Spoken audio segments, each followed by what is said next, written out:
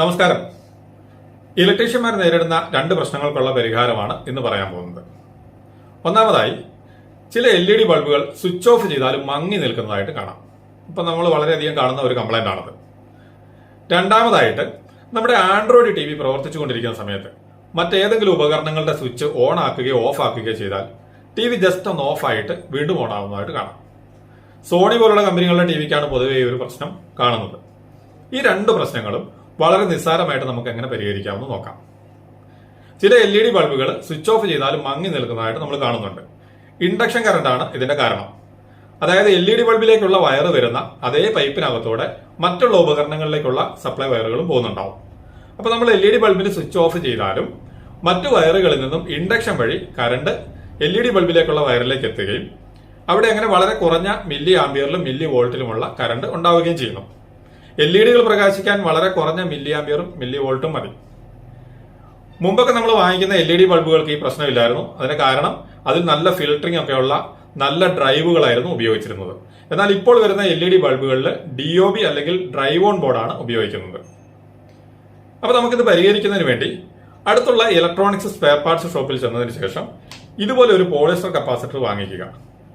104/450 വോൾട്ടാണ് ഈ കപ്പാസിറ്ററിന്റെ value. 450 volt എന്നുള്ളത് 650 വോൾട്ട് ആയാലും കുഴപ്പമില്ല. 104/450 വോൾട്ട്.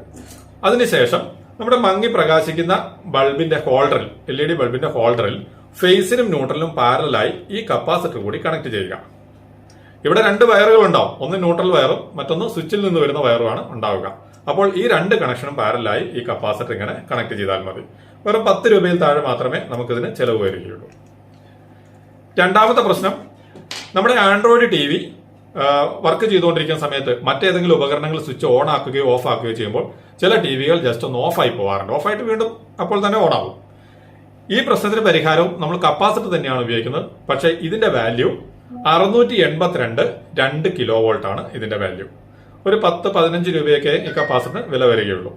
ഇങ്ങനെ ഒരു കപ്പാസിറ്റർ വാങ്ങിയതിനു ശേഷം നമ്മുടെ TVയിലേക്ക് സപ്ലൈ എടുക്കുന്ന സോക്കറ്റ് ഉണ്ടാവുമല്ലോ, വാൾ സോക്കറ്റ്, ആ സോക്കറ്റില് ഫേസിനും ന്യൂട്രലിനും പാരലായി ഈ കപ്പാസിറ്റർ ഇങ്ങനെ കണക്ട് ചെയ്യുക.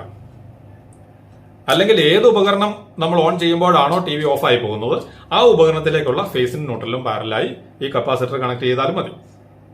ഇങ്ങനെ വളരെ എളുപ്പത്തിൽ നമുക്ക് ഈ രണ്ട് പ്രശ്നങ്ങളും പരിഹരിക്കാവുന്നതാണ്.